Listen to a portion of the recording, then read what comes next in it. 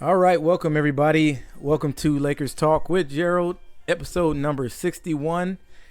Today's episode, we are going to talk about the biggest news that's been for the Lakers right now. If you haven't heard already, DeMarcus Cousins. Yes, Boogie Cousins of the Los Angeles Lakers is hurt. He is hurt again. Unfortunately, the season hasn't even started yet, so this is, I wouldn't say devastating for the Lakers, but it is big news. It does hurt us. And, I plan to talk about that today. I plan to talk about what that means to the Lakers, what that means to DeMarcus Cousins and the rest of his career. That's big. Big time for him, big time for the Lakers. A lot of people are saying a lot of things about, hey, well, the Lakers still have Anthony Davis and still have LeBron James. Yes, they do. Yes, they do. They still have both of them, but it still means something. I will break that down, what I believe it means to the Lakers and how we plan to get over it and what are our options. What other options of people we can pick up to fill DeMarcus Cousins' role. So a few things I want to start with, guys, is like when I heard the news, and I kind of heard a little by little. First thing, I was just kind of scrolling on Twitter, and I saw something that said DeMarcus Cousins, may have hurt his knee.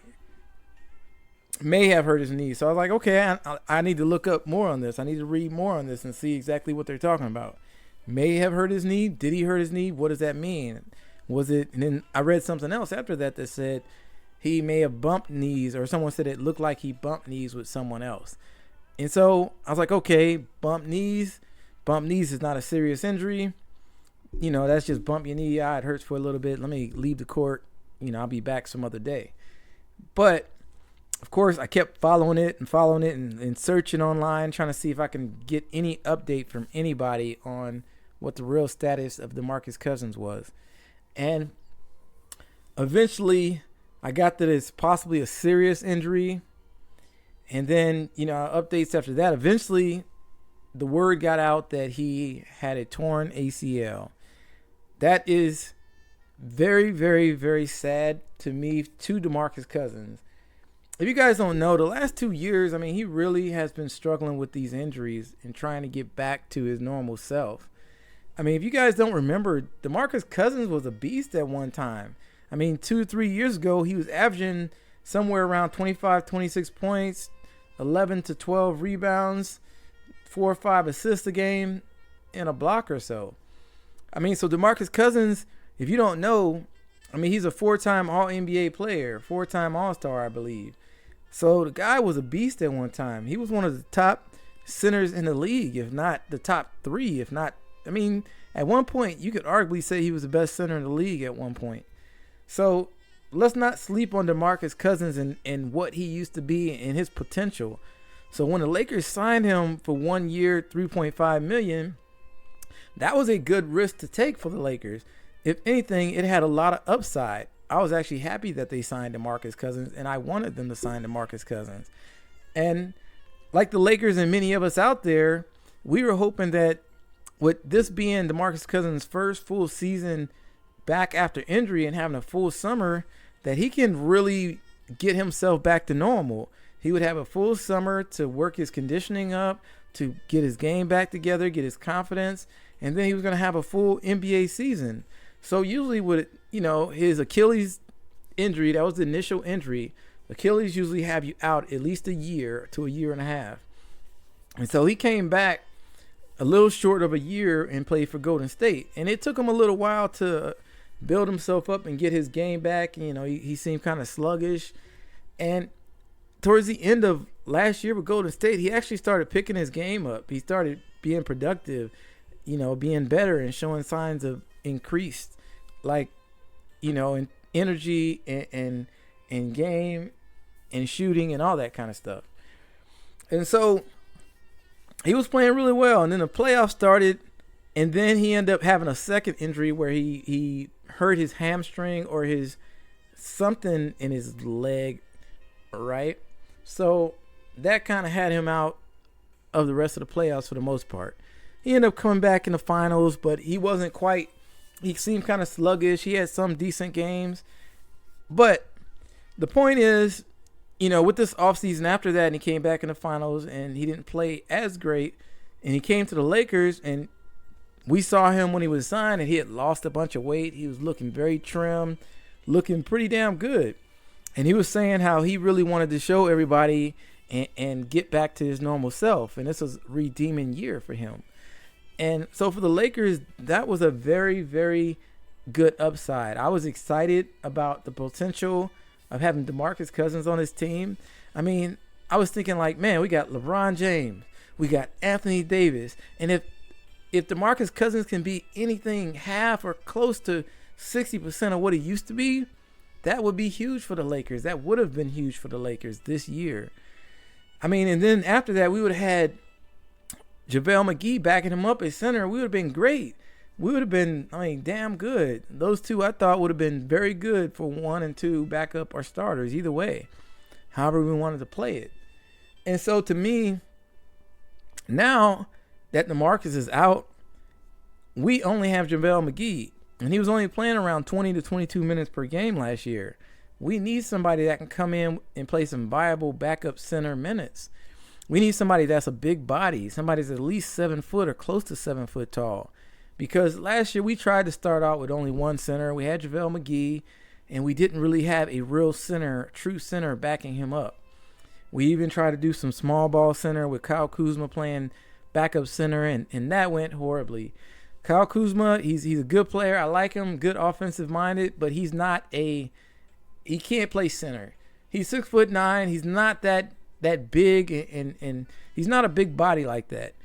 And he was just getting eat up by any kind of center or even any 6'10" or bigger guy. He was getting eat up all day long down low. And so the other team would just attack it all game long, because that was a weakness. You can't have a glaring weakness like that in a game. So Lakers, the way I see it, is we need to pick somebody up. We really need to look at picking some center up, and it's got to be a center with a big body like DeMarcus Cousins. It can't be some thin guy. We got that. We got JaVale McGee. He got hops. He can play good help defense and decent, straight up defense. But if you got those big centers, those big bodies that's going to bang down low, we need somebody that can bang with them. That's what the piece we'd be missing without DeMarcus Cousins. So in my opinion, we need to replace that. So I want to get back to DeMarcus Cousins. I want to talk about him personally in his career. But before I get to that, I want to talk about who the Lakers can get to replace him with. What other big body we can get to at least play backup center that would be a big body, at least 6'10" or bigger, in my opinion, is what I want. So there's two names that I heard that stood out to me out of people that we could possibly look at that aren't taken yet. One was Kenneth Faried. All right. Kenneth Faried, I do remember him from back in the day. He used to be really, high energy, dunking on us when he was with, I believe he played with Denver, and I believe he played with Houston last year. And so he hasn't been picked up quite yet. Now, the thing about him is he's only 6'8", but he always been a banger in the paint and all that kind of stuff. But for me, kind of like the criteria I said before, is I really want somebody at least 6'10" or higher, because I want him to be a center, big, tall, because he's going to be having to play against these guys that are every night 7 foot tall, and a big bodies. And I don't want there to be that disadvantage like there was last year. So that's one of them. The other one was, wait for it, Dwight Howard.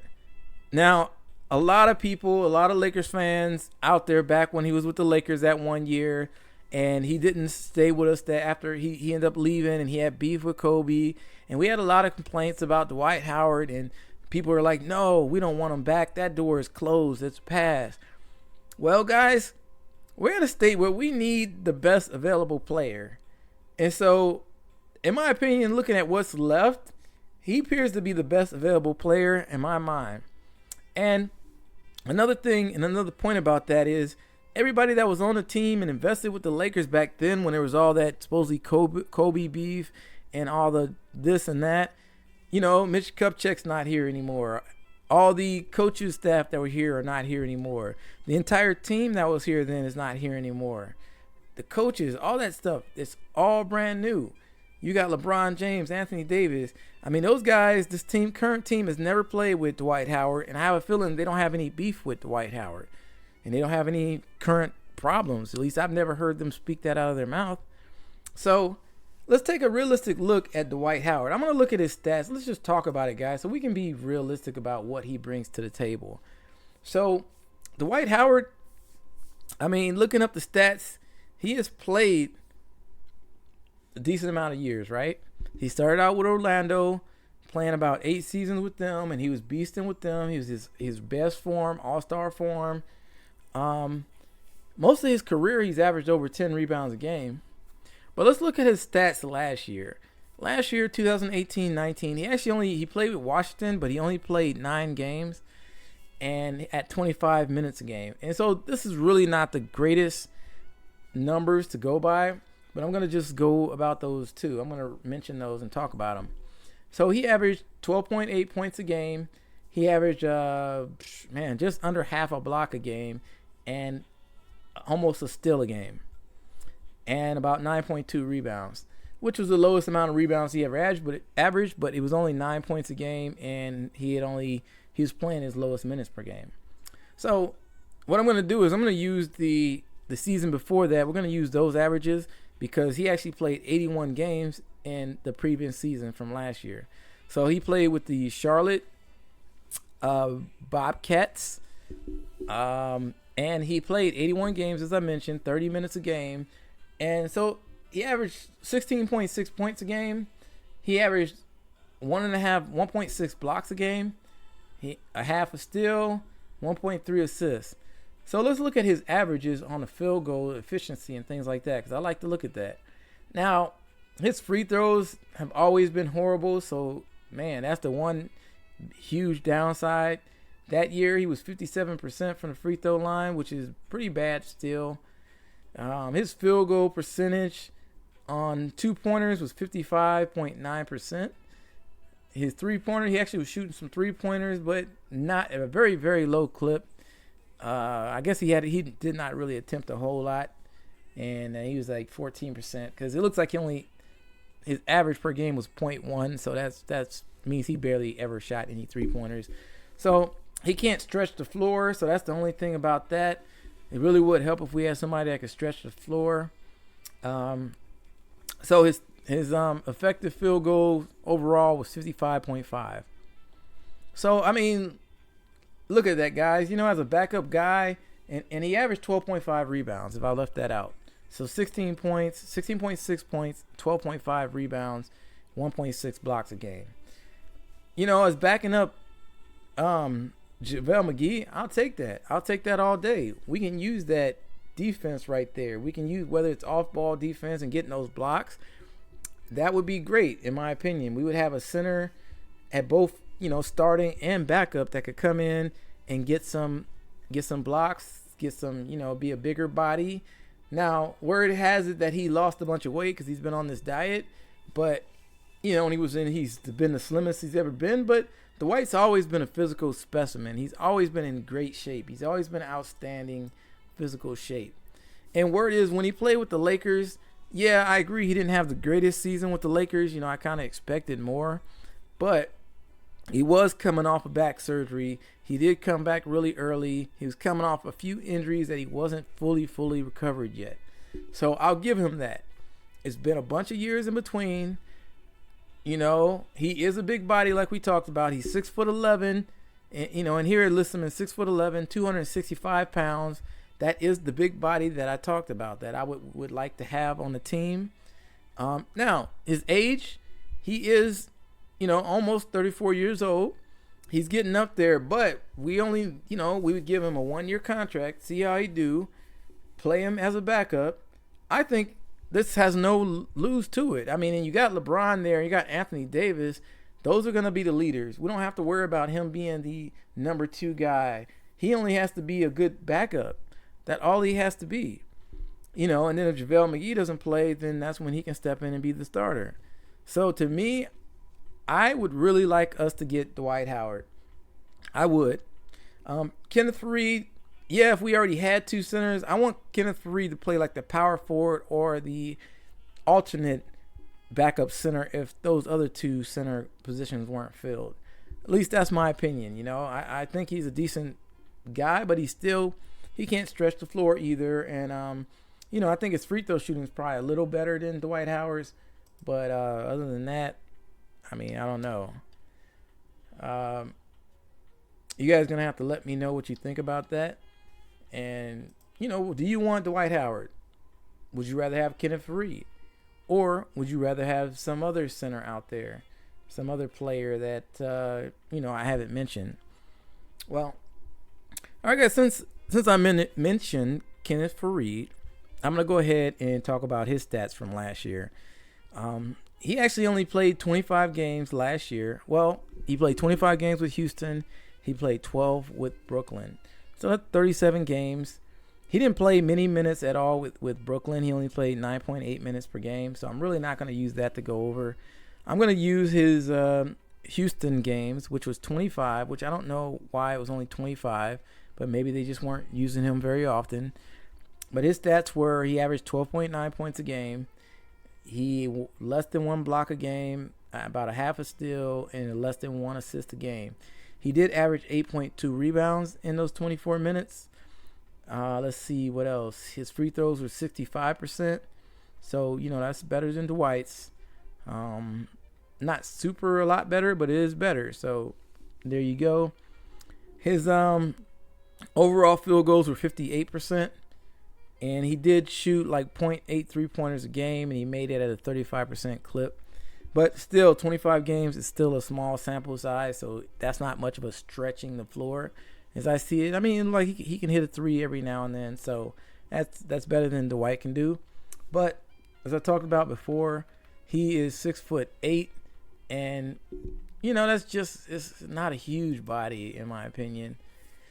It does list him at 6'8", 220 pounds. So Dwight would be a bigger body. So those are the two guys there. As I mentioned, let me know what you think. But yeah, Dwight Howard's my opinion, my recommendation. If you Lakers staff, Rob Pelinka, if you guys are listening, go get Dwight Howard. Thank me later. It's gonna work. It's gonna come out all right. All right, guys, so let's talk about how this affects DeMarcus Cousins directly. This really, really drags and sucks for DeMarcus Cousins. I feel so bad for DeMarcus Cousins. I really do. The guy has been giving it his all the last 2 years. Going down at the end of the season, think about it. When he was with New Orleans, him and Anthony Davis were playing really well together. Both of them were putting up all-star, all-NBA team numbers. He was putting up close to 26 points a game, 11, 12 rebounds, like a block or so, 4 or 5 assists a game. He was doing all-star numbers. And then towards the end of the season, in the fourth quarter, just a minute or two left in the game, hustling for a ball, he pulls his Achilles tendon. Do you guys realize that he was at the end of that season, he would have been up for a huge contract? He would have been getting probably a maximum contract, 150, 200 million, whatever the numbers are. He would have got a max 4 or 5 year contract, and he would have been set. All came down to the end of the season, almost 15 to 20 games left in the season. Pulled his Achilles tendon, messed up the ability to re-sign for a max contract. Can you understand that, guys? 200-something million, that's life-changing. That's money that's going to set up your entire family. So he had to just buckle down. I'm sure he had to just hate life then. Like, come on, why this had to happen right now? I could at least got to the end of the season, sign this deal, and then something happened. And then in the NBA, contracts are guaranteed. So he could have got hurt one day after that, and he would have been set for that full total contract. So I just feel bad for the guy. So then, all right, that's that. That happens to him. So he has to work himself, try to build back up. He signs a 1-year contract with the Golden State Warriors. And so, that was going to be a building back year to kind of try to work himself back. He didn't get back till halfway or so, a little more through the season. And then he had to kind of try to show people that, hey, I can play. But of course, coming off of an injury, it takes time to get back to get your win back, to get your form back, to get all that stuff back. So he started to eventually, like, more and more started to get that back with Golden State, and then make it all the way to the playoffs and have all these hopes and aspirations, and to try to be able to at least, show that he can play and sign for a better contract than a minimum contract, than a 1-year contract. So, and then the playoffs start, and then the hammy or the hamstring, whatever he pulled, got injured again. And so the second time, man, hurts. It just hurts. Because he's like, shoot. But then he was like, look, I'm not going to let that stop me. I'm going to work my butt off. I'm going to come back before the finals is over. And sure enough, he did. He came back during the finals. Now, he did look kind of slow. He did look like he didn't have his jumping ability, his hopping ability. But he really rushed you to come back. He really still wasn't 100%. But he had some pretty decent games in that series that did help, in the series. But he wasn't quite his full self, so he wasn't able to bring everything he could. And then, he signs with the Lakers. He has a full offseason. Hope and prayer is up there, and we're thinking, man, if he can only come back to half of what he was in great shape. And then he's playing in Vegas, playing pickup games, and he pulls his ACL. It's the same leg from what I hear. The left leg is the same one he had the Achilles injury, the same one he had the other injury during the playoffs with Golden State, and now that ACL. Well, the outlook here is it looks very, very bleak for him.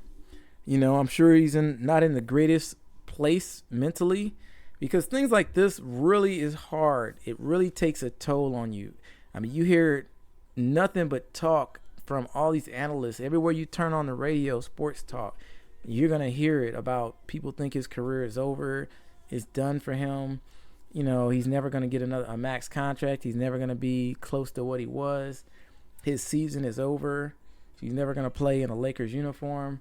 I mean, so that's sad. I mean, the guy, he's not even going to get a chance to show himself at least this year. I mean, there's a chance. I believe ACLs are rated at 6 to 9 months. But with all his previous history and injury on that same leg, I mean, I don't know. I really, really hope DeMarcus Cousins really can get over it mentally, or at least, be able to work hard again and put his all. It takes a lot, guys. I don't know if you realize it takes a lot to battle through, and all that rehab and that recovery and doing all this stuff for your leg. That takes a lot out of you mentally. And so this is going to be even rougher test for him. I'm wishing him all the prayers. I'm wishing him all the support that we can give him, and hoping he can get over this too. I'm hoping he can come back sometime during the season and play and show something that could help somebody want to sign him again. Because, I mean, we all know in the NBA right now, there's a lot of players that could play that the NBA is not giving any more hope to anymore. They let go and they're giving up on them. We already know. We know guys, and Dwight Howard is one of them. Nobody signed Kenneth Faried. He was a good player. I mean, we Anthony Carmelo Anthony. No one's picking him up, and he's still a good player. He still can score. He still can play better than a lot of backup guys that are out there. So there's a lot of guys that the NBA has given up on. So we know that is a thing, and so if DeMarcus isn't able to come back and show something that's before this year is over, I have a feeling that the league may push him aside, just like they push those other players aside that I mentioned. We're going to hope that's not the case.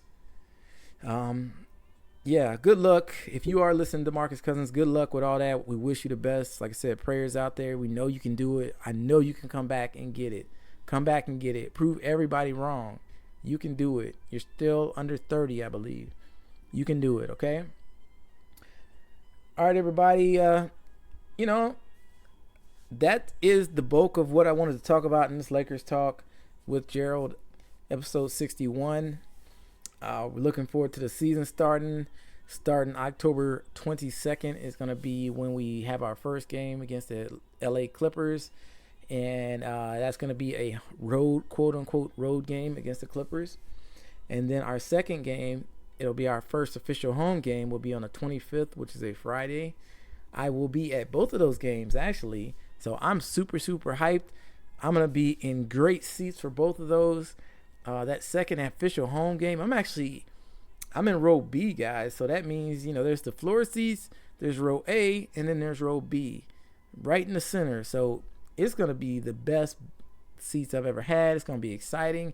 I look to see you guys there, whoever, if you listen to me riding with me, I'm going to do a podcast sometime there, either before the game or right inside the building. So look forward to seeing you all and hearing from you. As I mentioned, that's going to wrap it up. Lakers Talk with Gerald, episode number 61. And I am officially out.